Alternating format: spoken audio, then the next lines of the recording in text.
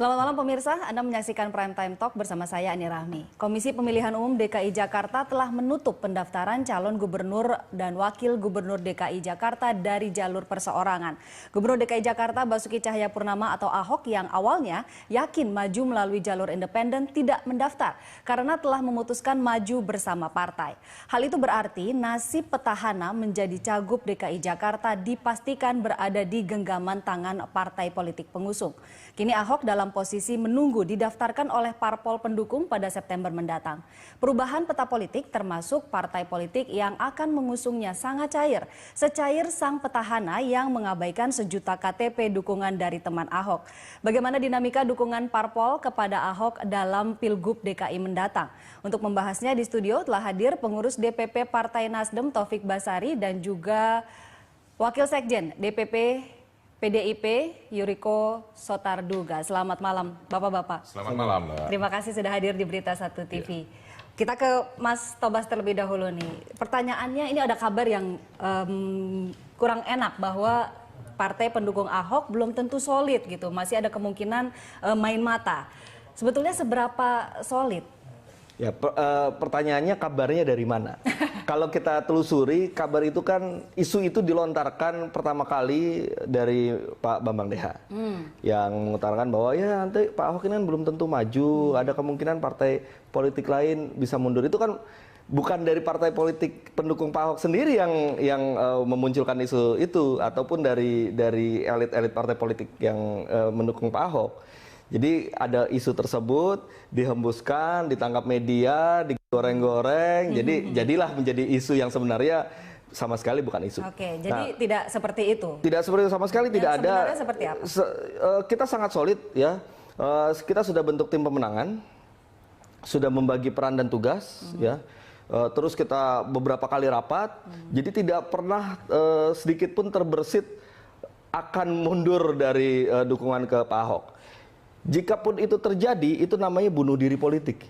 Ya, selesai sudah partai politik yang berani mencabut dukungan yang sudah diberikan secara terbuka, semua orang sudah tahu, ada komitmennya, ada SK DPP-nya untuk memberikan dukungan kepada Pak Ahok.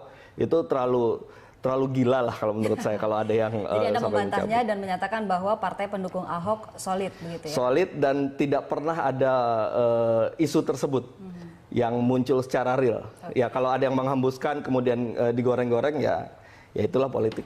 Oke. Ke Pak Riko, ini pada 8 Agustus lalu ketika jalur independen ditutup ya, kan ada 7 parpol yang membentuk koalisi kekeluargaan. PDIP salah satu motornya, tapi belum juga mengusung calon. Nah, sebenarnya koalisi ini tujuannya apa sih?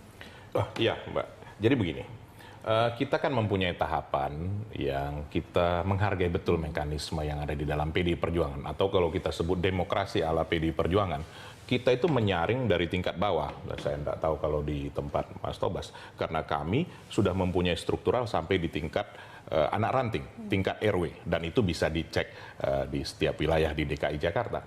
Nah, itu kita menjaring suara dari tingkat terbawah.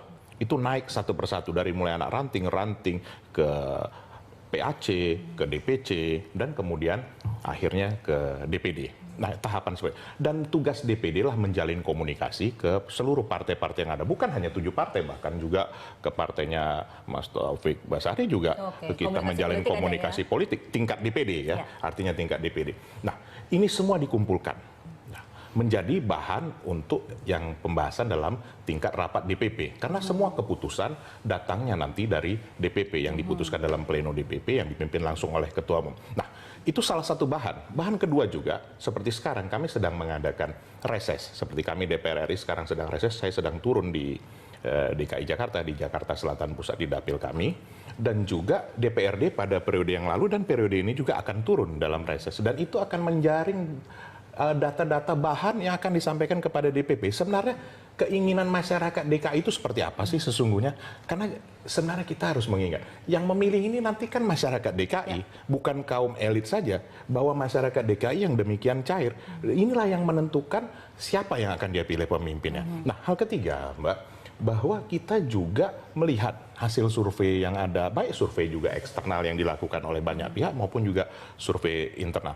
Nah, yang keempat, dinamika politik yang ada ini juga itu menjadi bahan pertimbangan yang penting, termasuk juga bahwa dalam hal ini adalah ibu kota negara, ibu kota negara Republik Indonesia, dan ini menjadi Indonesia Mini, menjadi barometer. Dan jangan lupa bahwa yang berhasil di DKI Jakarta ini akan menjadi pemimpin juga di tingkat nasional. Nah, itu kalau kita lihat dari yang lalu, di mana kita mengusung Pak Jokowi. Jadi koalisi kekeluargaan ini juga termasuk salah satu dinamika politik. Bahwa ini sebenarnya komunikasi politik yang wajar, dan ini sangat wajar, di mana di DPD DKI mereka melakukan komunikasi dan melakukan hubungan yang baik. Jadi artinya kalau pada satu ketika sudah ada keputusan, artinya nanti pada saat pendaftaran, siapapun yang diputuskan itu sudah jelas. Misalnya, ini partai ini kami sudah melakukan komunikasi yang baik, dan inilah yang disebut namanya kekeluargaan. Meskipun sebetulnya PDIP adalah satu-satunya partai yang bisa mengajukan calon seorang diri begitu tanpa koalisi pun kami bisa. Kan Mbak tidak diajarkan atau tidak diminta oleh Ketua Umum maupun juga DPP untuk mengatakan bahwa karena kami mampu mengajukan sendiri maka kami harus sendiri. Tidak seperti itu. Membangun DKI Jakarta tidak bisa sendiri. Membangun DKI Jakarta harus bersama-sama. Tapi langkah DPP DKI Jakarta ini sudah sepengetahuan pusat belum? Ibu Megawati misalnya? Memang tidak perlu untuk sepengetahuan pusat. Kenapa? Karena memang mekanismenya itu masih di tahapan DPD. Dan DPD mempunyai kewenangan di tingkat DPD untuk menjalin komunikasi dengan siapa saja. Nah, bahan inilah yang akan disampaikan nanti di dalam rapat DPP. Dan sampai saat ini, Mbak, kami belum membahas dalam rapat DPP untuk Pilkada DKI Jakarta, karena kita juga mengingat pilkada yang ada di Indonesia pada tahun depan itu ada 101. Ya, seperti itu. Jadi sebetulnya PDIP belum ada sikap nih ya, karena yang berhembus kan sudah punya pasangan calon gubernur dan wakil gubernur. Yang saya mau sampaikan di sini bahwa kita ada skenario. Pada waktu terakhir kami juga di berita satu ini, saya sudah menyampaikan bahwa ada 3 skenario yang sekarang juga disampaikan oleh Pak Sekjen. Ada 3 opsi. Kalau saya kita akan bahas lebih jauh nih tentang 3 opsi ini, karena opsi pertama sebetulnya ada Ahok di situ. Kita akan lanjutkan perbincangan. Pemirsa jangan kemana-mana, Prime Time Talk akan kembali.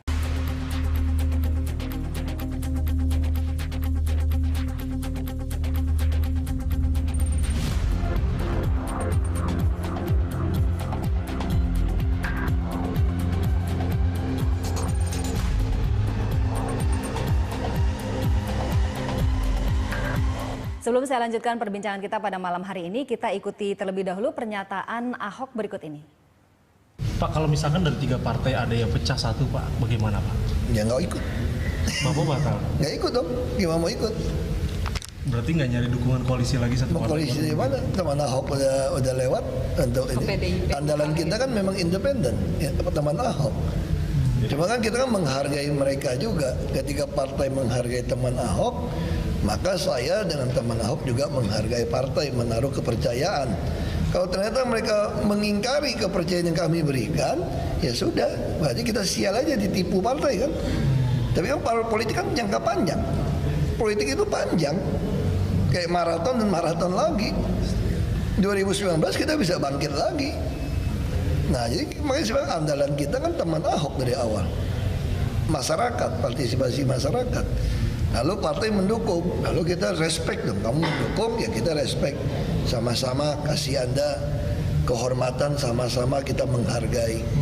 Lalu kalau dia batalin, ya saya kira partai masa mau menodai dia. Tapi kalau sampai ada yang nekat juga gitu ya, buat saya ya silakan aja.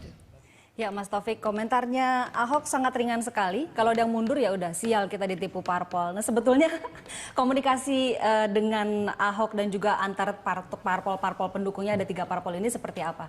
Ya, tadi pernyataan Pak Ahok kan menanggapi pertanyaan. Ya, dia juga santai-santai aja.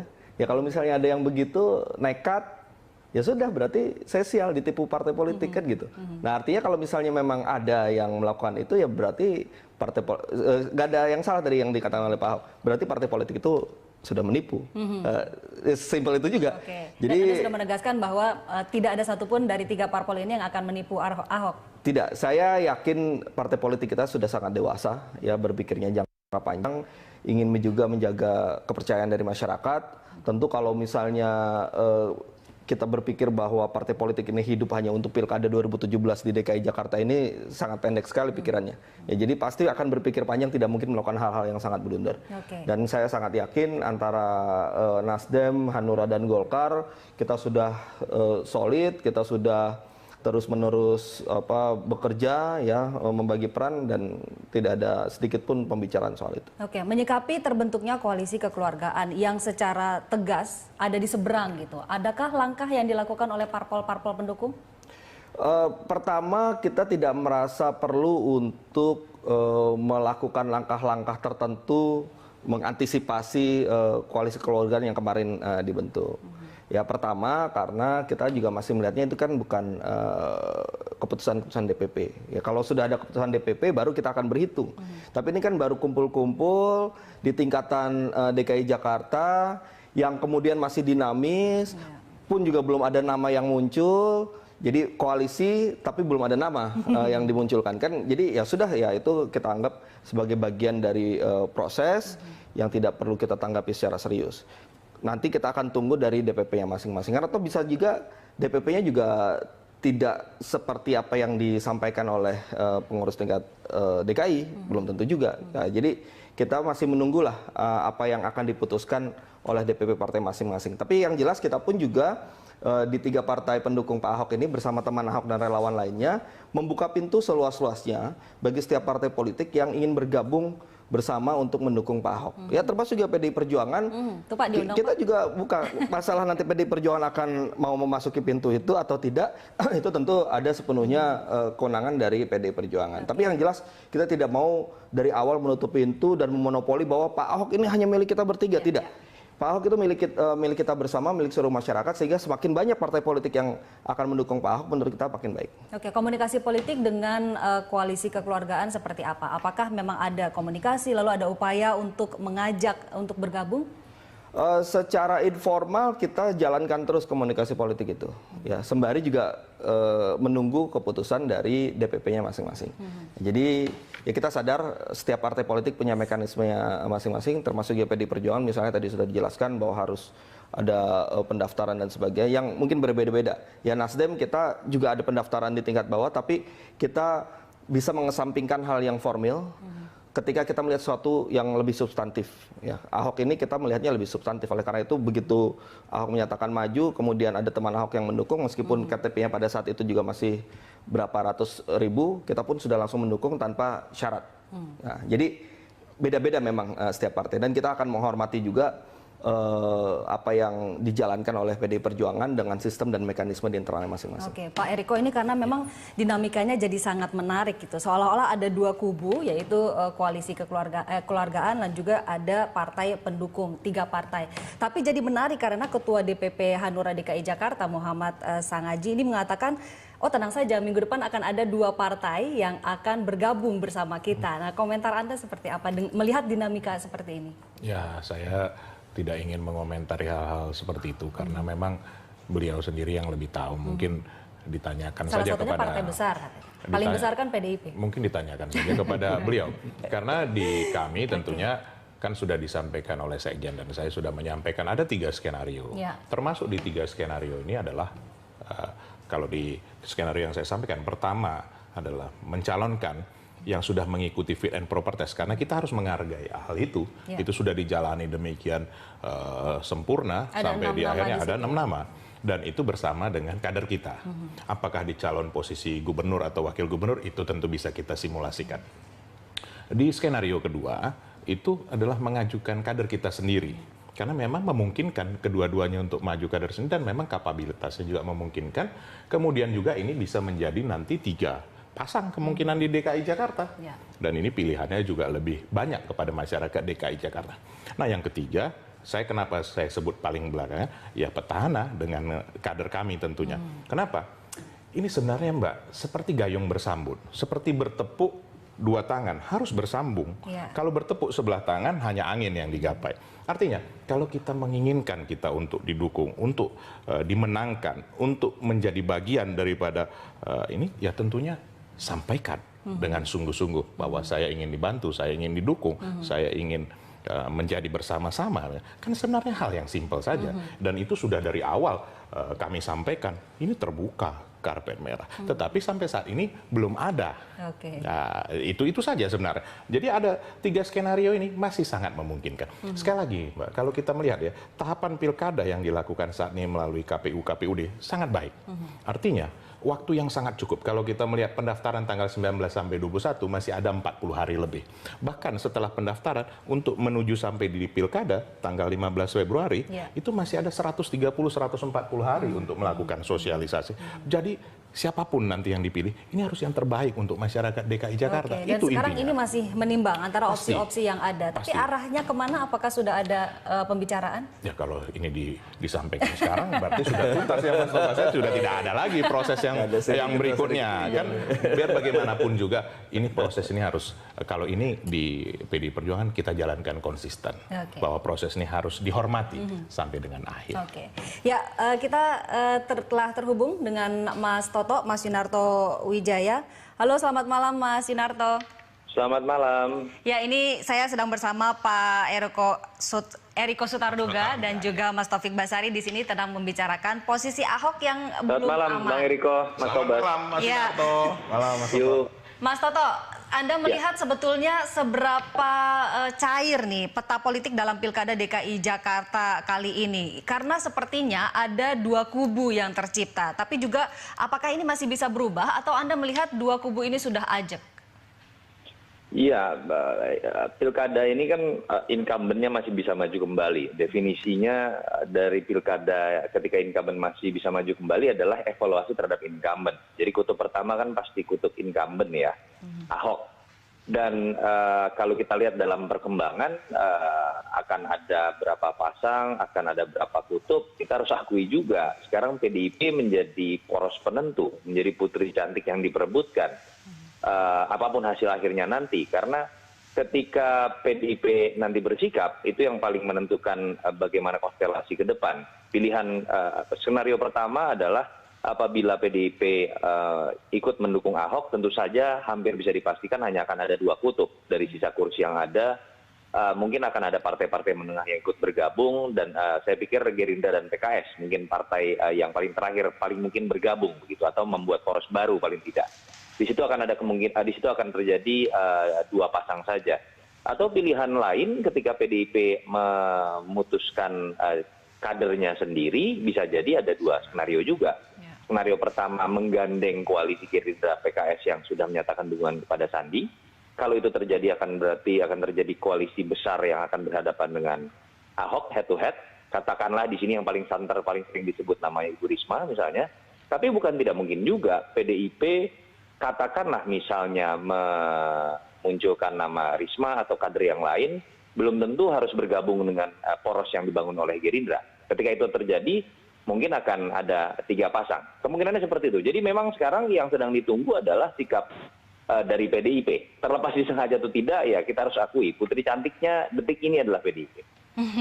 Tapi kalau Anda sendiri melihatnya seberapa besar kans PDIP ini mendukung Ahok? Nanti saya kalau tebak-tebakan disindir Bung Eriko nih, berbahaya saya. Nanti dipikir lebih tahu dari internal PDIP. Tapi kalau mengeluarkan sebuah hipotesa, tentu saja berdasarkan beberapa indikator, baik dari statement-statement yang berkembang, baik dari kronologi hubungan PDIP dengan Ahok, lalu kemudian juga perkembangan sikap dari 3 partai pendukung dalam menyikapi PDIP dan Ahok.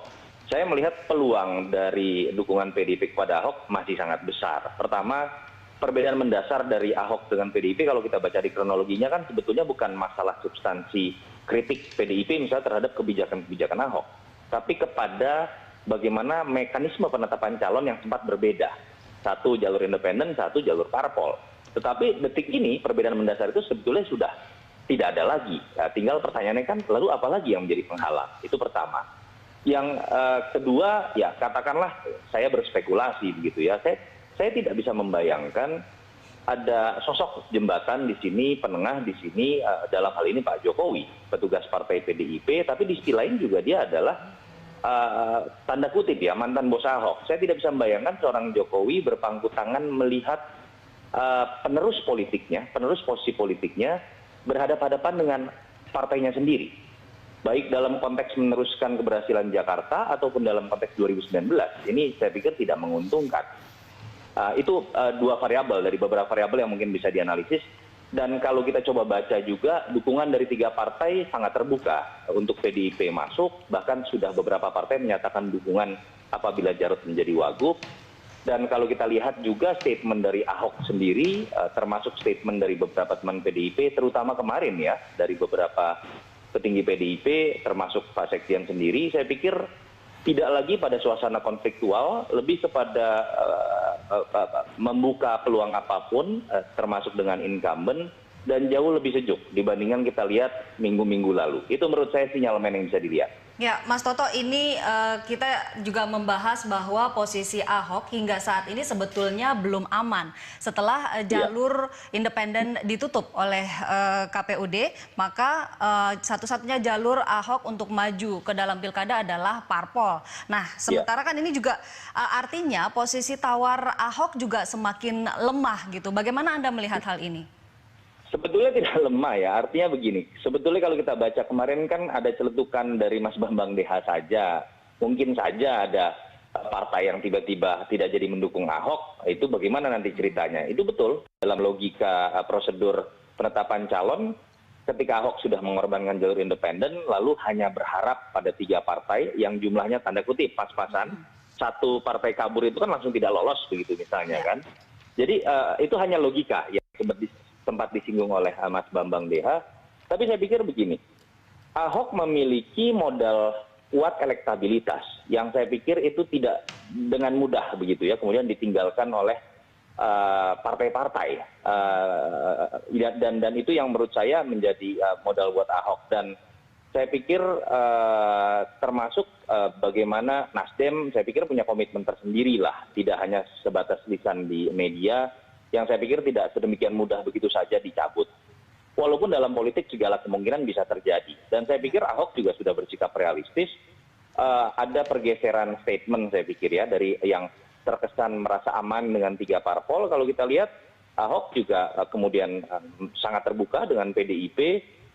Lalu kemudian bahkan ada yang mengatakan kok seminggu terakhir ini seperti ingin membujuk PDIP begitu kan. Apapun motifnya saya tidak tahu, tetapi saya pikir itu sikap realistis buat dari Ahok juga, termasuk mungkin untuk menghitung kemungkinan terburuk seperti yang disindir oleh beberapa pihak, termasuk apabila ada partai tertentu menarik diri dari Ahok di injury time dan itu bisa menggagalkan Ahok. Saya pikir Ahok sudah bersiap dengan beberapa skenario kalau kita coba lihat dari statementnya beberapa hari terakhir. Baik, Mas Toto, Pak Eriko, dan juga Mas Tobas, saya harus jeda sejenak. Kita akan lanjutkan perbincangan di segmen berikutnya. Pemirsa jangan kemana-mana, Prime Time Talk akan kembali.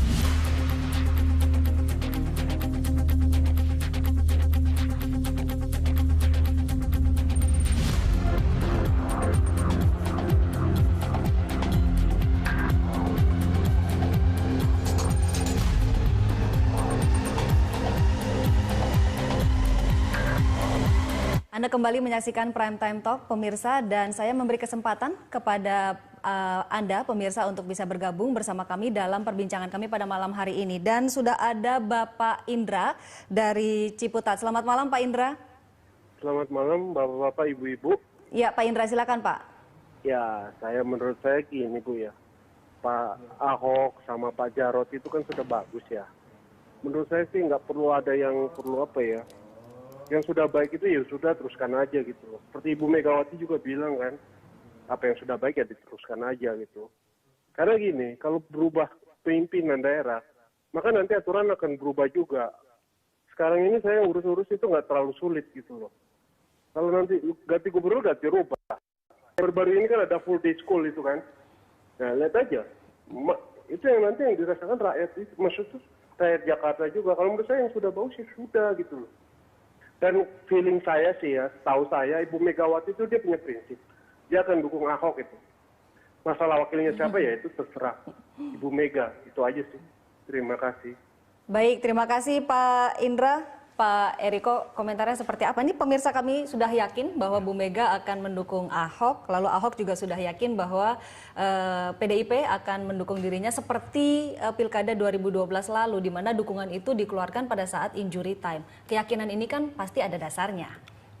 Saya rasa terima kasih Pak Indra, ini berarti satu hal yang positif juga masukannya. Dan saya rasa ini Pak Ahok juga harus mendengar bahwa seseorang ingin untuk melayani masyarakat, tentunya juga menjadi pemimpin masyarakat juga memang harus mempunyai satu jiwa yang juga ingin merangkul secara keseluruhan. Seperti tadi sebenarnya saya sudah sampaikan di depan tadi, seperti bertepuk kan tidak boleh sebelah tangan. Pada waktu di mobil ya Mas Tobas kan sudah disampaikan oleh Pak Ahok, menceritakan kepada kita semua bahwa menyampaikan kepada Ibu bahwa beliau sudah didukung oleh parpol. Nah, tetapi kan tidak ada kata-kata lanjutannya kalau kita melihat di situ apakah saya ingin didukung juga oleh PDI Perjuangan. Nah, makanya ada jawaban yang disampaikan juga oleh Pak Ahok. Saya sendiri belum mengkonfirmasinya kepada Pak Ahok, hanya membaca di media dan juga kepada Ibu Ketua Umum kami bahwa tentu PDI Perjuangan mempunyai mekanisme dan menghargai mekanisme itu.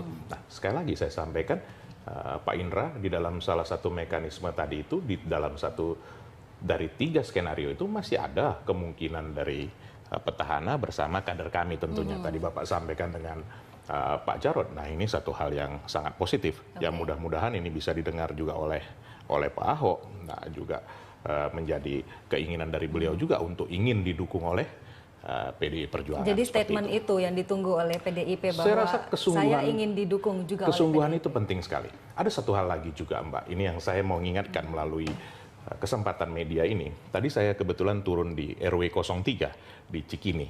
Nah, ini nanti boleh dikonfirmasi langsung, boleh saya bawa di Kelurahan Cikini.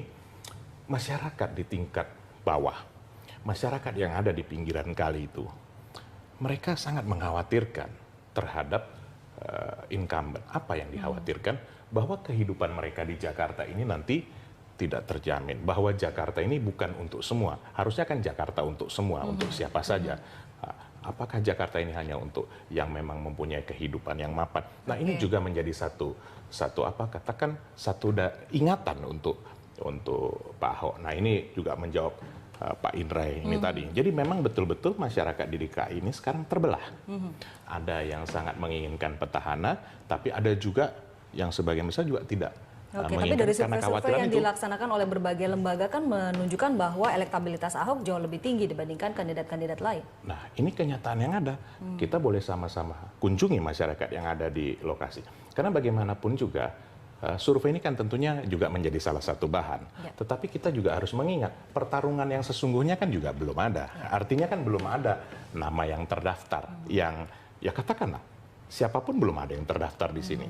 Tadi sudah disampaikan oleh Berita Satu, posisi Pak Ahok sendiri belum aman. Nah, ini kan juga kenapa hal ini dipertanyakan. Nah, ini kan juga menjadi satu bahan bagi kita semua. Oke, ini kita kembali terhubung dengan pemirsa, ada Pak Hairul di Mataram. Selamat malam Pak Hairul. Selamat malam Mbak, jadi kami dari luar Jakarta tertarik terus mengikuti dinamika di Jakarta karena ini mungkin menjadi atau bisa menjadi pembelajaran atau pemahaman bagi kami di luar Jakarta ya. Terkait dengan apa yang sekarang berkembang di Jakarta, pendapat saya ya Pak Ahok memang kuat, kekuatan ini dimanfaatkan, elektabilitasnya, tidak apa-apa berkomunikasi dengan Ibu Mega, sampaikan ke Bu Mega bahwa begini-begini, saya punya niat begini, walaupun sudah ada 3 partai.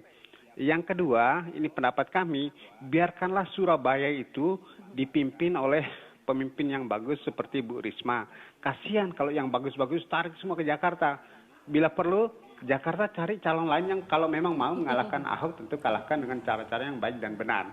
Jadi pendapat kami, mari kita berdemokrasi untuk kepentingan rakyat, bukan untuk kepentingan memperoleh kekuasaan. Jadi itu pendapat saya Mbak dari luar Jakarta. Terima kasih, selamat malam.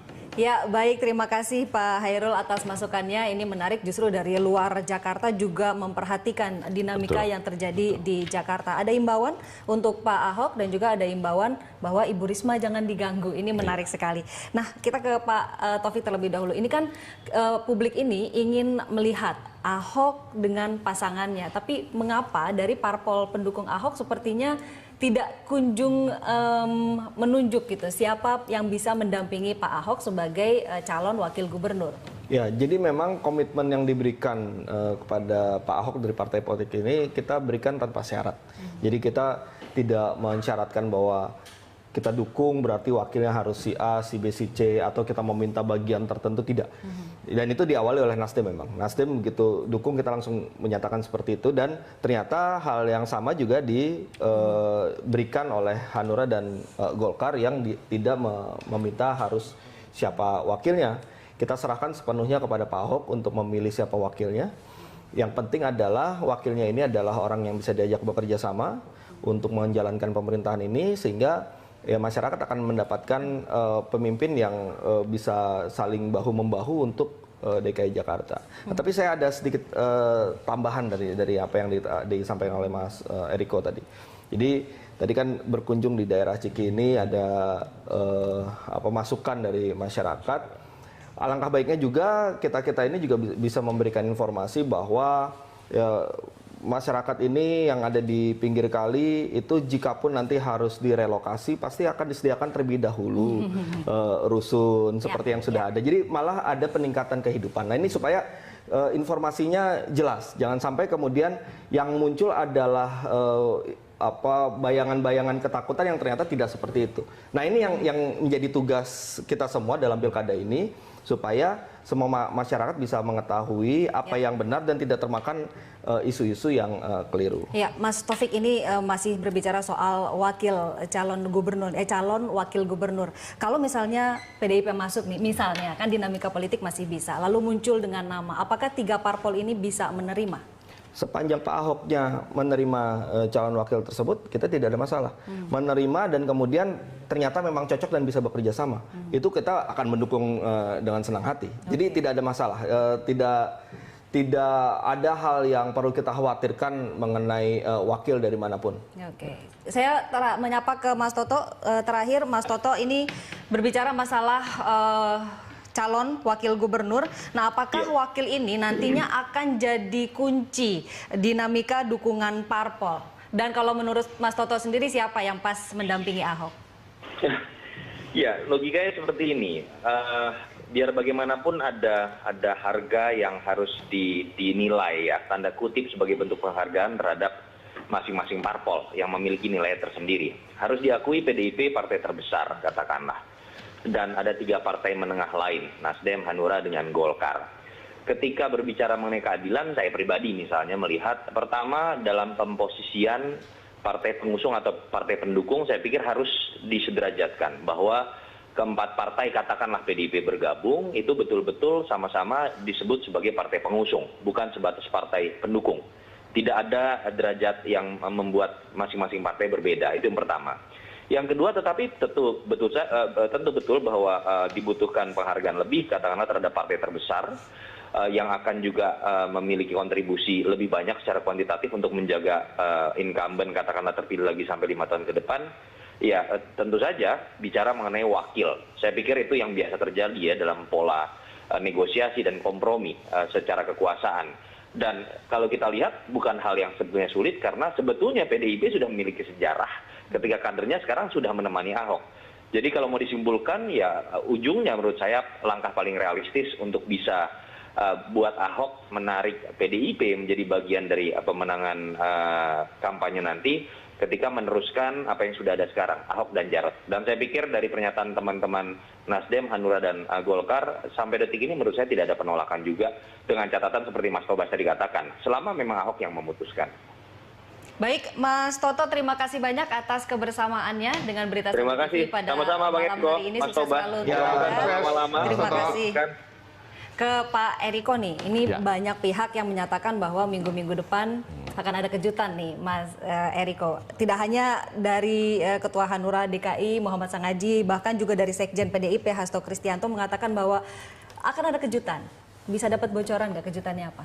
Ya, kalau jujur saya sampaikan, sampai rapat tadi belum ada dibahas DKI Jakarta. Mungkin dalam rapat minggu depan. Ya tentunya kalau namanya baru dibahas minggu depan, ya kejutannya berarti minggu depan. Kalau namanya kejutan, kalau saya tahu ya sudah tidak terkejut lagi namanya itu, Mbak. Itu namanya sudah penyampaian namanya. Jadi kalau sampai saat ini saya sendiri secara jujur belum mengetahui seperti apa nantinya di minggu-minggu depan ini. Tapi ada satu gambaran, Mbak, bahwa PDI Perjuangan itu, nah mungkin yang seperti disampaikan Pak Ahok juga di media massa, selalu mengambil keputusan tidak terburu-buru. Dan biasanya dari periode yang lalu mendekati proses akhir. Artinya pada saat pendaftaran menjelang akhir. Kenapa? Karena memang dinamika pada saat-saat terakhir ini sangat besar, satu. Kedua juga, kita juga tidak bisa mengabaikan bahwa Jakarta adalah barometer daripada Indonesia. Ketiga, bahwa ini adalah tempat ibu kota negara kesatuan Republik Indonesia, di mana Presiden Republik Indonesia ada di Jakarta. Dan ya bersyukurnya bahwa Presiden Republik Indonesia itu adalah kader PDI Perjuangan. Nah ini tentunya juga menjadi hal juga yang penting dalam hal ini. Jadi ini hal yang tidak semata-mata saat ini bisa ini digabungkan terus kemudian besok langsung keluar hasilnya seperti itu. Oke, ke Mas Taufik nih, sesuai dengan judul kita pada malam hari ini, posisi Ahok belum aman. Nah pertanyaannya, apa yang akan dilakukan oleh partai-partai pendukung Ahok untuk semakin mengamankan posisi Ahok di Pilkada DKI 2017 mendatang? Kalau menurut saya posisi Pak Ahok sudah aman. Ya, dengan 3 parpol yang ada, tidak ada pikiran untuk mundur dari itu. Jadi kalau soal aman dari segi usungan dari partai politik itu aman. Nah, tapi tentu kita akan terus bekerja untuk semakin memperkuat dukungan kepada Pak Ahok, termasuk juga yang tadi saya katakan bahwa ya kita terbuka terhadap partai-partai lain yang ingin bergabung bersama-sama kita, bekerja bersama bahu-membahu. Jadi paling itu yang bisa kita perbuat ya. Yang jelas isu bahwa ada kemungkinan partai politik pendukung Pak Ahok ini akan cabut gitu ya, itu jauh asap dari panggang. Oke, tapi komunikasi dengan PDIP sudah terjalin ya? Oh ini sudah langsung berkomunikasi. Selesai dari acara ini juga tetap berkomunikasi yang Baik, terima kasih banyak Mas Taufik dan juga Pak Eriko atas kehadiran dan masukannya pada malam hari ini. Pemirsa, demikian Prime Time Talk. Terima kasih banyak atas perhatian dan kebersamaan Anda. Sampai jumpa. Di internal PDIP, tapi kalau mengeluarkan sebuah hipotesa, tentu saja berdasarkan beberapa indikator, baik dari statement-statement yang berkembang, baik dari kronologi hubungan PDIP dengan Ahok, lalu kemudian juga perkembangan sikap dari 3 partai pendukung dalam menyikapi PDIP dan Ahok. Saya melihat peluang dari dukungan PDIP kepada Ahok masih sangat besar. Pertama, perbedaan mendasar dari Ahok dengan PDIP kalau kita baca di kronologinya kan sebetulnya bukan masalah substansi kritik PDIP misalnya terhadap kebijakan-kebijakan Ahok, tapi kepada bagaimana mekanisme penetapan calon yang sempat berbeda. Satu jalur independen, satu jalur parpol. Tetapi detik ini perbedaan mendasar itu sebetulnya sudah tidak ada lagi. Ya, tinggal pertanyaannya kan lalu apa lagi yang menjadi penghalang? Itu pertama. Yang kedua, ya katakanlah saya berspekulasi begitu ya. Saya tidak bisa membayangkan ada sosok jembatan di sini, penengah di sini, dalam hal ini Pak Jokowi, petugas partai PDIP, tapi di sisi lain juga dia adalah tanda kutip ya mantan bos Ahok. Saya tidak bisa membayangkan seorang Jokowi berpangku tangan melihat penerus politiknya, penerus posisi politiknya berhadapan-hadapan dengan partainya sendiri. Baik dalam konteks meneruskan keberhasilan Jakarta ataupun dalam konteks 2019. Ini saya pikir tidak menguntungkan. Itu 2 variabel dari beberapa variabel yang mungkin bisa dianalisis. Dan kalau kita coba baca juga, dukungan dari 3 partai sangat terbuka untuk PDIP masuk. Bahkan sudah beberapa partai menyatakan dukungan apabila Jarod menjadi wagub. Dan kalau kita lihat juga statement dari Ahok sendiri, termasuk statement dari beberapa teman PDIP, terutama kemarin ya, dari beberapa petinggi PDIP, termasuk Pak Sekjen sendiri, saya pikir tidak lagi pada suasana konfliktual, lebih kepada membuka peluang apapun, termasuk dengan incumbent, dan jauh lebih sejuk dibandingkan kita lihat minggu-minggu lalu. Itu menurut saya sinyalemen yang bisa dilihat.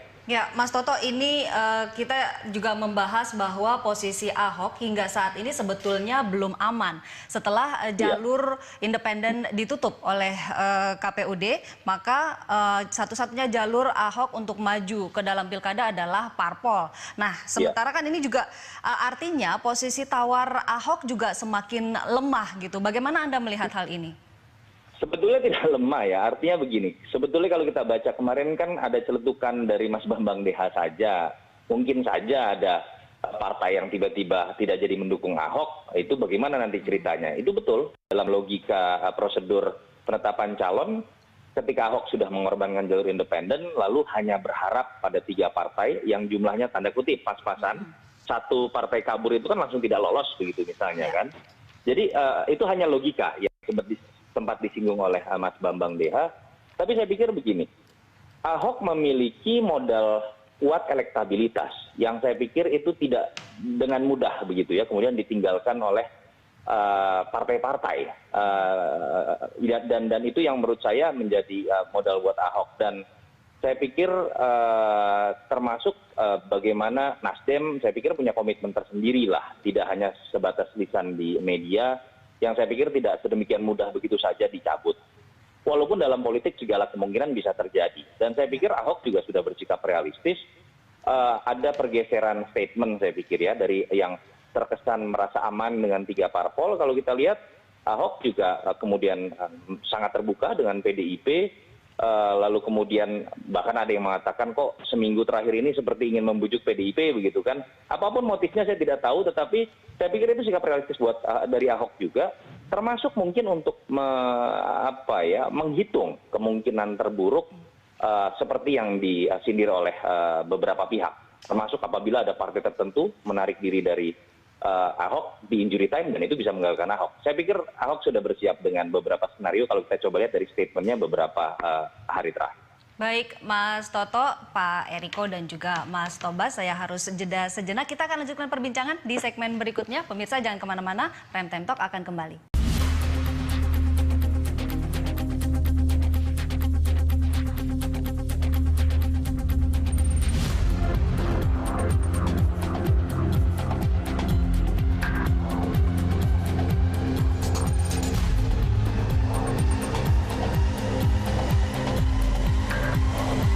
Anda kembali menyaksikan Prime Time Talk, pemirsa, dan saya memberi kesempatan kepada Anda, pemirsa, untuk bisa bergabung bersama kami dalam perbincangan kami pada malam hari ini. Dan sudah ada Bapak Indra dari Ciputat. Selamat malam, Pak Indra.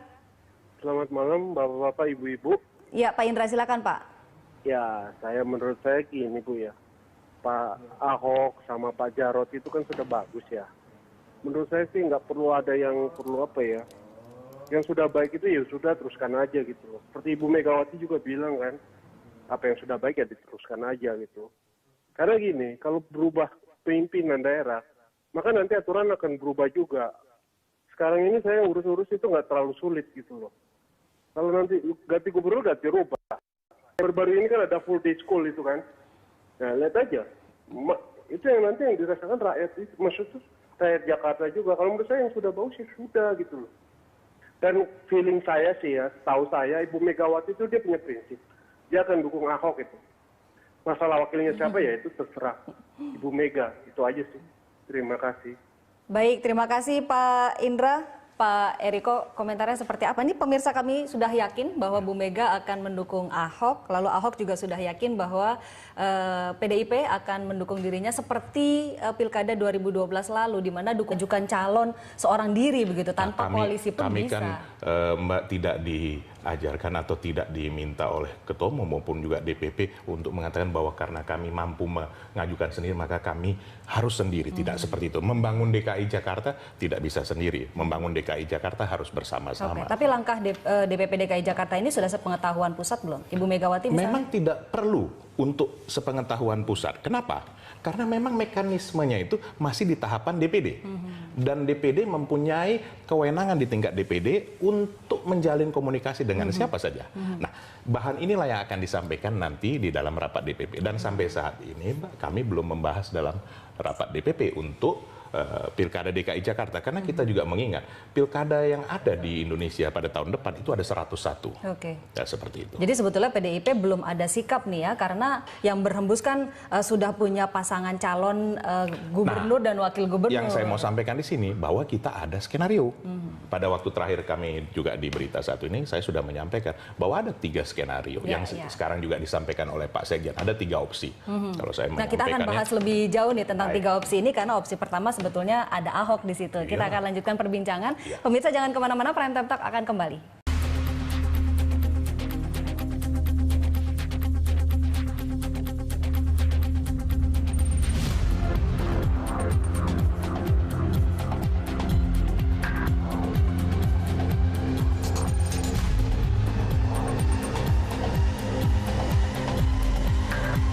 Sebelum saya lanjutkan perbincangan kita pada malam hari ini, kita ikuti terlebih dahulu pernyataan Ahok berikut ini.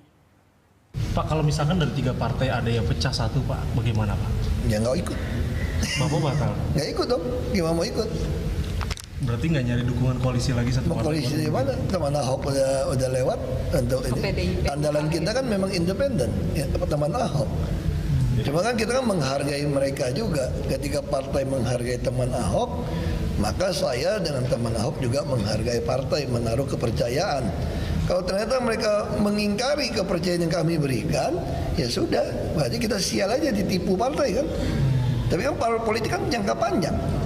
Politik itu panjang, kayak maraton dan maraton lagi. 2019 kita bisa bangkit lagi. Nah, jadi makanya sebenarnya andalan kita kan teman Ahok dari awal.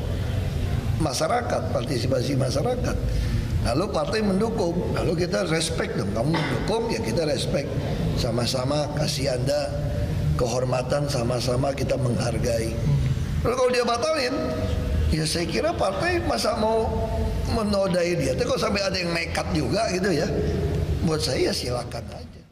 Ya, Mas Taufik, komentarnya Ahok sangat ringan sekali. Kalau ada yang mundur ya udah sial kita ditipu parpol. Nah, sebetulnya komunikasi dengan Ahok dan juga antar parpol pendukungnya, ada 3 parpol ini seperti apa? Ya, tadi pernyataan Pak Ahok kan menanggapi pertanyaan. Ya, ya dia juga santai-santai aja. Ya kalau misalnya ada yang begitu nekat, ya sudah berarti saya sial ditipu partai politik kan gitu. Nah artinya kalau misalnya memang ada yang melakukan itu, ya berarti nggak ada yang salah dari yang dikatakan oleh Pak Ahok. Berarti partai politik itu sudah menipu. Simpel itu juga. Jadi Anda sudah menegaskan bahwa tidak ada satupun dari 3 parpol ini yang akan menipu Ahok. Tidak, saya yakin partai politik kita sudah sangat dewasa, ya berpikirnya jangka panjang, ingin juga menjaga kepercayaan dari masyarakat. Tentu kalau misalnya kita berpikir bahwa partai politik ini hidup hanya untuk pilkada 2017 di DKI Jakarta, ini sangat pendek sekali pikirannya. Ya, jadi pasti akan berpikir panjang, tidak mungkin melakukan hal-hal yang sangat blunder. Dan saya sangat yakin antara Nasdem, Hanura dan Golkar kita sudah solid, kita sudah terus-menerus bekerja ya, membagi peran, dan tidak ada sedikit pun pembicaraan soal itu. Oke, menyikapi terbentuknya koalisi kekeluargaan yang secara tegas ada di seberang gitu, adakah langkah yang dilakukan oleh parpol-parpol pendukung? Pertama, kita tidak merasa perlu untuk melakukan langkah-langkah tertentu mengantisipasi koalisi kekeluargaan yang kemarin dibentuk. Ya pertama karena kita juga masih melihatnya itu kan bukan keputusan DPP. Ya kalau sudah ada keputusan DPP baru kita akan berhitung. Tapi ini kan baru kumpul-kumpul di tingkatan DKI Jakarta yang kemudian masih dinamis, pun juga belum ada nama yang muncul. Jadi koalisi tapi belum ada nama yang dimunculkan kan. Jadi ya sudah, ya itu kita anggap sebagai bagian dari proses yang tidak perlu kita tanggapi secara serius. Nanti kita akan tunggu dari DPP-nya masing-masing. Atau bisa juga DPP-nya juga tidak seperti apa yang disampaikan oleh pengurus tingkat DKI, belum tentu juga. Nah, jadi kita masih menunggulah apa yang akan diputuskan oleh DPP partai masing-masing. Tapi yang jelas kita pun juga di 3 partai pendukung Pak Ahok ini bersama teman Ahok dan relawan lainnya membuka pintu seluas-luasnya bagi setiap partai politik yang ingin bergabung bersama untuk mendukung Pak Ahok. Ya termasuk juga PDI Perjuangan. Itu Pak diundang, Kita Pak. juga bukan masalah nanti PDI Perjuangan akan mau memasuki pintu itu atau tidak, itu tentu ada sepenuhnya kewenangan dari PDI Perjuangan. Tapi yang jelas kita tidak mau dari awal menutup pintu dan memonopoli bahwa Pak Ahok ini hanya milik kita bertiga, tidak. Pak Ahok itu milik kita bersama, milik seluruh masyarakat, sehingga semakin banyak partai politik yang akan mendukung Pak Ahok, menurut kita makin baik. Oke, komunikasi politik dengan koalisi kekeluargaan seperti apa? Apakah memang ada komunikasi, lalu ada upaya untuk mengajak untuk bergabung? Secara informal kita jalankan terus komunikasi politik itu. Ya, sembari juga menunggu keputusan dari DPP-nya masing-masing. Jadi ya kita sadar setiap partai politik punya mekanismenya masing-masing, termasuk ya PDI Perjuangan misalnya tadi sudah dijelaskan bahwa harus ada pendaftaran dan sebagainya yang mungkin berbeda-beda. Ya Nasdem kita juga ada pendaftaran di tingkat bawah, tapi kita bisa mengesampingkan hal yang formil ketika kita melihat sesuatu yang lebih substantif. Ya, Ahok ini kita melihatnya lebih substantif. Oleh karena itu begitu Ahok menyatakan maju, kemudian ada teman Ahok yang mendukung, meskipun KTP-nya pada saat itu juga masih berapa ratus ribu, kita pun sudah langsung mendukung tanpa syarat. Nah, jadi beda-beda memang setiap partai, dan kita akan menghormati juga apa yang dijalankan oleh PDI Perjuangan dengan sistem dan mekanisme di internalnya masing-masing. Oke, Pak Eriko, ini karena memang dinamikanya jadi sangat menarik gitu. Seolah-olah ada dua kubu, yaitu koalisi kekeluargaan dan juga ada partai pendukung, 3 partai. Tapi jadi menarik karena Ketua DPP Hanura DKI Jakarta Muhammad Sangaji ini mengatakan, oh tenang saja, minggu depan akan ada 2 partai yang akan bergabung bersama kita. Nah, komentar Anda seperti apa melihat dinamika seperti ini? Ya, saya tidak ingin mengomentari hal-hal seperti itu karena memang beliau sendiri yang lebih tahu. Mungkin ditanyakan saja kepada partai besar, paling besar kan PDIP. Mungkin ditanyakan saja kepada beliau karena di kami tentunya kan sudah disampaikan oleh Sekjen dan saya sudah menyampaikan ada 3 skenario. Termasuk di 3 skenario ini adalah kalau di skenario yang saya sampaikan, pertama adalah mencalonkan yang sudah mengikuti fit and proper test, karena kita harus menghargai hal itu. Itu sudah dijalani demikian sempurna sampai di akhirnya ada 6 nama. Dan itu bersama dengan kader kita. Apakah di calon posisi gubernur atau wakil gubernur, itu tentu bisa kita simulasikan. Di skenario kedua, itu adalah mengajukan kader kita sendiri. Karena memang memungkinkan kedua-duanya untuk maju kader sendiri dan memang kapabilitasnya juga memungkinkan. Kemudian juga ini bisa menjadi nanti 3 pasang kemungkinan di DKI Jakarta. Dan ini pilihannya juga lebih banyak kepada masyarakat DKI Jakarta. Nah yang ketiga, kenapa saya sebut paling belakangnya, ya petahana dengan kader kami tentunya. Kenapa? Ini sebenarnya Mbak, seperti gayung bersambut, seperti bertepuk 2 tangan, harus bersambung. Kalau bertepuk sebelah tangan, hanya angin yang digapai. Artinya, kalau kita menginginkan kita untuk didukung, untuk dimenangkan, untuk menjadi bagian daripada ini, ya tentunya sampaikan dengan sungguh-sungguh bahwa saya ingin dibantu, saya ingin didukung, saya ingin menjadi bersama-sama. Kan sebenarnya hal yang simpel saja. Dan itu sudah dari awal kami sampaikan, ini terbuka karpet merah. Tetapi sampai saat ini belum ada. Nah, itu saja sebenarnya. Jadi ada 3 skenario ini masih sangat memungkinkan. Sekali lagi, Mbak, kalau kita melihat ya, tahapan pilkada yang dilakukan saat ini melalui KPU, KPUD sangat baik. Artinya, waktu yang sangat cukup. Kalau kita melihat pendaftaran tanggal 19 sampai 21 masih ada 40 hari lebih. Bahkan setelah pendaftaran untuk menuju sampai di pilkada tanggal 15 Februari itu masih ada 130-140 hari untuk melakukan sosialisasi. Jadi siapapun nanti yang dipilih, ini harus yang terbaik untuk masyarakat DKI Jakarta. Dan itu sekarang intinya. ini masih menimbang antara opsi-opsi yang ada. Tapi arahnya kemana? Apakah sudah ada pembicaraan? Ya kalau ini disampaikan sekarang berarti sudah tuntas ya Mas Thomas, sudah tidak ada lagi proses yang berikutnya kan. Biar bagaimanapun juga ini proses ini harus, kalau ini di PDI Perjuangan kita jalankan konsisten bahwa proses ini harus dihormati sampai dengan akhir. Ya, kita telah terhubung dengan Mas Mas Yunarto Wijaya. Halo, selamat malam Mas Yunarto. Selamat malam. Ya, ini saya sedang bersama Pak Eriko Sutarduga dan juga Mas Taufik Basari di sini sedang membicarakan posisi Ahok yang belum aman. Selamat malam Bang Eriko, Mas Tobas. Selamat malam Mas Yunarto. Malam Mas Toto. Mas Toto, Anda melihat sebetulnya seberapa cair nih peta politik dalam Pilkada DKI Jakarta kali ini? Karena sepertinya ada 2 kubu yang tercipta. Tapi juga apakah ini masih bisa berubah atau Anda melihat 2 kubu ini sudah ajak? Iya, pilkada ini kan incumbent-nya masih bisa maju kembali. Definisinya dari pilkada ketika incumbent masih bisa maju kembali adalah evaluasi terhadap incumbent. Jadi kutub pertama kan pasti kutub incumbent ya, Ahok. Dan kalau kita lihat dalam perkembangan akan ada berapa pasang, akan ada berapa kutub, kita harus akui juga sekarang PDIP menjadi poros penentu, menjadi putri cantik yang diperebutkan. Apapun hasil akhirnya nanti, karena ketika PDIP nanti bersikap itu yang paling menentukan bagaimana konstelasi ke depan. Pilihan skenario pertama adalah apabila PDIP ikut mendukung Ahok, tentu saja hampir bisa dipastikan hanya akan ada 2 kutub dari sisa kursi yang ada. Mungkin akan ada partai-partai menengah yang ikut bergabung, dan saya pikir Gerindra dan PKS mungkin partai yang paling terakhir paling mungkin bergabung begitu, atau membuat poros baru paling tidak. Di situ akan ada kemungkinan, di situ akan terjadi 2 pasang saja. Atau pilihan lain ketika PDIP memutuskan kadernya sendiri, bisa jadi ada 2 skenario juga. Skenario pertama menggandeng koalisi Gerindra PKS yang sudah menyatakan dukungan kepada Sandi. Kalau itu terjadi berarti akan terjadi koalisi besar yang akan berhadapan dengan Ahok head to head. Katakanlah di sini yang paling santer, paling sering disebut namanya Ibu Risma misalnya.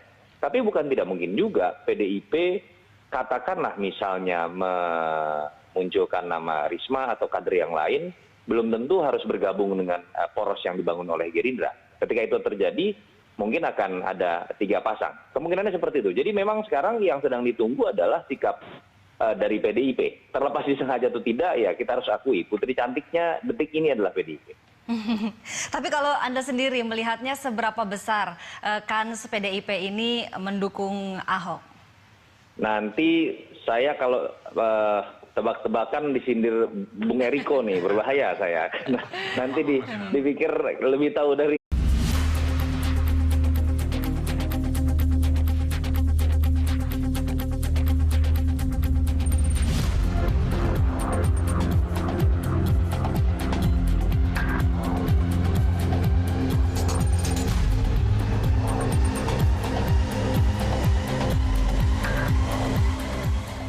Selamat malam pemirsa, Anda menyaksikan Prime Time Talk bersama saya Ani Rahmi. Komisi Pemilihan Umum DKI Jakarta telah menutup pendaftaran calon gubernur dan wakil gubernur DKI Jakarta dari jalur perseorangan. Gubernur DKI Jakarta Basuki Cahayapurnama atau Ahok yang awalnya yakin maju melalui jalur independen tidak mendaftar karena telah memutuskan maju bersama partai. Hal itu berarti nasib petahana menjadi cagup DKI Jakarta dipastikan berada di genggaman tangan partai politik pengusung. Kini Ahok dalam posisi menunggu didaftarkan oleh parpol pendukung pada September mendatang. Perubahan peta politik termasuk partai politik yang akan mengusungnya sangat cair. Secair sang petahana yang mengabaikan sejuta KTP dukungan dari teman Ahok. Bagaimana dinamika dukungan parpol kepada Ahok dalam Pilgub DKI mendatang?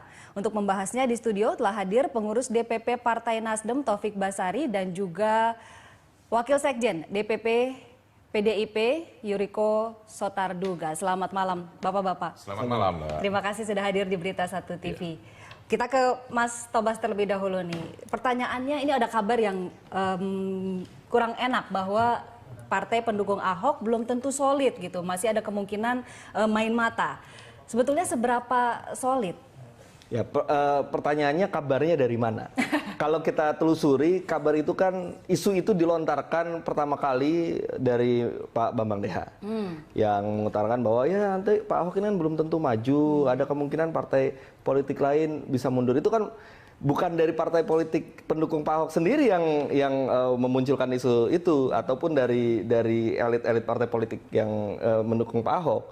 Jadi ada isu tersebut dihembuskan, ditangkap media, digoreng-goreng, jadilah menjadi isu yang sebenarnya sama sekali bukan isu. Oke, jadi tidak seperti itu. Tidak seperti itu sama sekali, tidak ada. Sebenarnya seperti apa?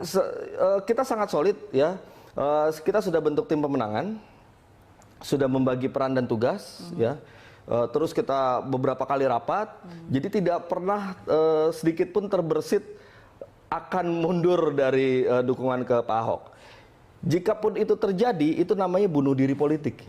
Ya, selesai sudah partai politik yang berani mencabut dukungan yang sudah diberikan secara terbuka, semua orang sudah tahu, ada komitmennya, ada SK DPP-nya untuk memberikan dukungan kepada Pak Ahok.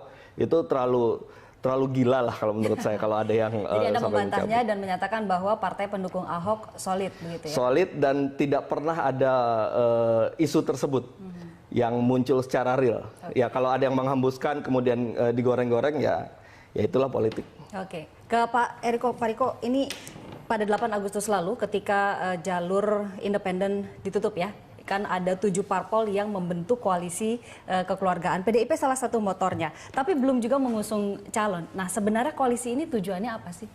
Oh iya Mbak, jadi begini, kita kan mempunyai tahapan yang kita menghargai betul mekanisme yang ada di dalam PDI Perjuangan, atau kalau kita sebut demokrasi ala PDI Perjuangan, kita itu menyaring dari tingkat bawah. Saya tidak tahu kalau di tempat Mas Tobas, karena kami sudah mempunyai struktural sampai di tingkat anak ranting, tingkat RW, dan itu bisa dicek di setiap wilayah di DKI Jakarta. Nah itu kita menjaring suara dari tingkat terbawah, itu naik satu persatu dari mulai anak ranting ke PAC, ke DPC, dan kemudian akhirnya ke DPD. Nah, tahapan seperti dan tugas DPD lah menjalin komunikasi ke seluruh partai-partai yang ada. Bukan hanya 7 partai, bahkan juga ke partainya Mas Taufik Basari juga kita menjalin komunikasi politik tingkat DPD ya, artinya tingkat DPD. Nah, ini semua dikumpulkan menjadi bahan untuk yang pembahasan dalam tingkat rapat DPP. Karena semua keputusan datangnya nanti dari DPP yang diputuskan dalam pleno DPP yang dipimpin langsung oleh Ketua Umum. Nah, itu salah satu bahan. Bahan kedua juga, seperti sekarang kami sedang mengadakan reses. Seperti kami DPR RI sekarang sedang reses, saya sedang turun di DKI Jakarta, di Jakarta Selatan Pusat di dapil kami. Dan juga DPRD pada periode yang lalu dan periode ini juga akan turun dalam reses. Dan itu akan menjaring data-data bahan yang akan disampaikan kepada DPP. Sebenarnya keinginan masyarakat DKI itu seperti apa sih sesungguhnya? Karena sebenarnya kita harus mengingat, yang memilih ini nanti kan masyarakat DKI, bukan kaum elit saja, bahwa masyarakat DKI yang demikian cair. Inilah yang menentukan siapa yang akan dia pilih pemimpinnya. Nah, hal ketiga, Mbak, bahwa kita juga melihat hasil survei yang ada, baik survei juga eksternal yang dilakukan oleh banyak pihak maupun juga survei internal. Nah, yang keempat, dinamika politik yang ada ini juga itu menjadi bahan pertimbangan yang penting, termasuk juga bahwa dalam hal ini adalah ibu kota negara, ibu kota negara Republik Indonesia, dan ini menjadi Indonesia Mini, menjadi barometer. Dan jangan lupa bahwa yang berhasil di DKI Jakarta ini akan menjadi pemimpin juga di tingkat nasional. Nah itu kalau kita lihat dari yang lalu, di mana kita mengusung Pak Jokowi. Jadi koalisi kekeluargaan ini juga termasuk salah satu dinamika politik. Bahwa ini sebenarnya komunikasi politik yang wajar, dan ini sangat wajar.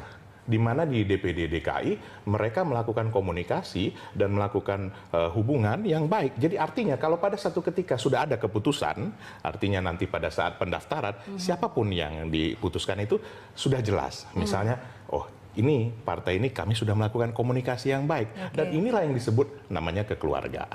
Meskipun sebetulnya PDIP adalah satu-satunya partai yang bisa mengatakan itu dikeluarkan pada saat injury time. Keyakinan ini kan pasti ada dasarnya. Saya rasa terima kasih Pak Indra, ini berarti satu hal yang positif juga masukannya, dan saya rasa ini Pak Ahok juga harus mendengar bahwa seseorang ingin untuk melayani masyarakat, tentunya juga menjadi pemimpin masyarakat juga memang harus mempunyai satu jiwa yang juga ingin merangkul secara keseluruhan. Seperti tadi sebenarnya saya sudah sampaikan di depan tadi, seperti bertepuk kan tidak boleh sebelah tangan. Pada waktu di mobil ya Mas Tobas kan sudah disampaikan oleh Pak Ahok, menceritakan kepada kita semua bahwa menyampaikan kepada Ibu bahwa beliau sudah didukung oleh parpol. Nah, tetapi kan tidak ada kata-kata lanjutannya kalau kita melihat di situ apakah saya ingin didukung juga oleh PDI Perjuangan. Nah, makanya ada jawaban yang disampaikan juga oleh Pak Ahok. Saya sendiri belum mengkonfirmasinya kepada Pak Ahok, hanya membaca di media dan juga kepada Ibu Ketua Umum kami bahwa tentu PDI Perjuangan mempunyai mekanisme dan menghargai mekanisme itu.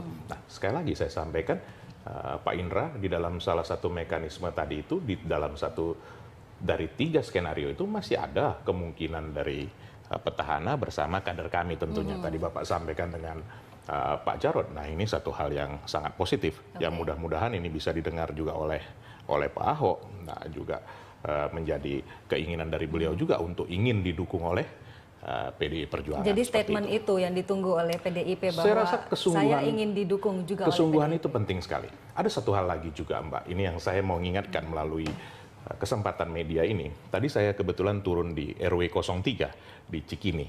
Nah, ini nanti boleh dikonfirmasi langsung, boleh saya bawa di Kelurahan Cikini. Masyarakat di tingkat bawah, masyarakat yang ada di pinggiran kali itu, mereka sangat mengkhawatirkan terhadap incumbent. Apa yang dikhawatirkan?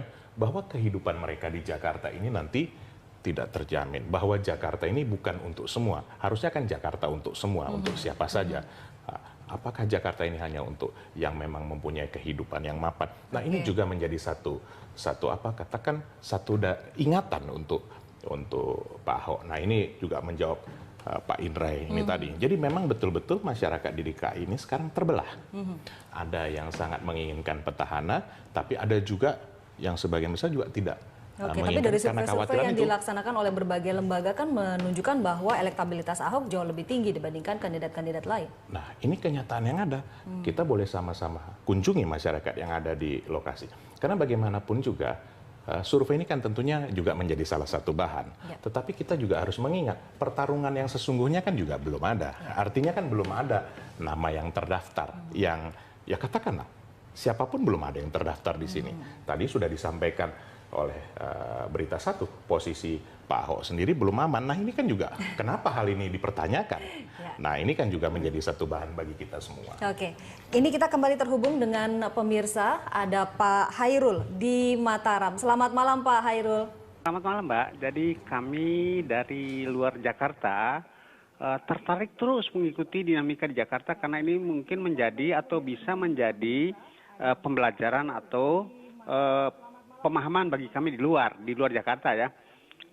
Terkait dengan apa yang sekarang berkembang di Jakarta, pendapat saya ya Pak Ahok memang kuat, kekuatan ini dimanfaatkan, elektabilitasnya, tidak apa-apa berkomunikasi dengan Ibu Mega, sampaikan ke Bu Mega bahwa begini-begini, saya punya niat begini, walaupun sudah ada 3 partai.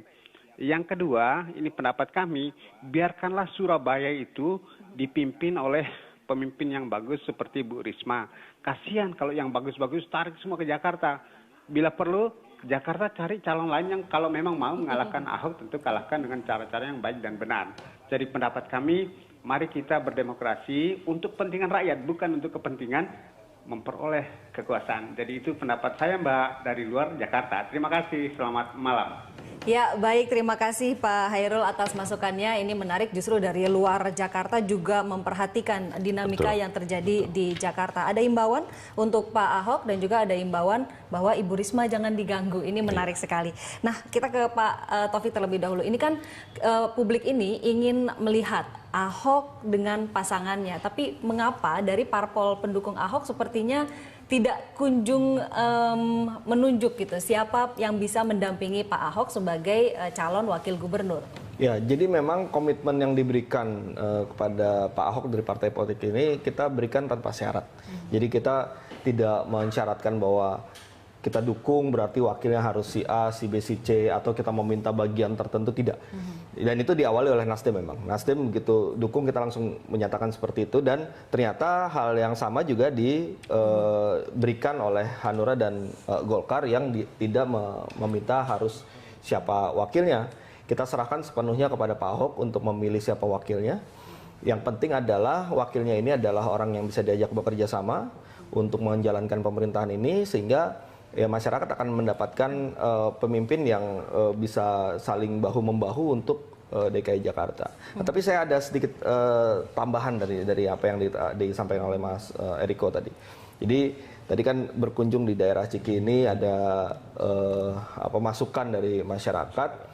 Alangkah baiknya juga kita ini juga bisa memberikan informasi bahwa ya, masyarakat ini yang ada di pinggir kali itu jikapun nanti harus direlokasi pasti akan disediakan terlebih dahulu rusun seperti yang sudah ada. Jadi malah ada peningkatan kehidupan. Nah, ini supaya informasinya jelas, jangan sampai kemudian yang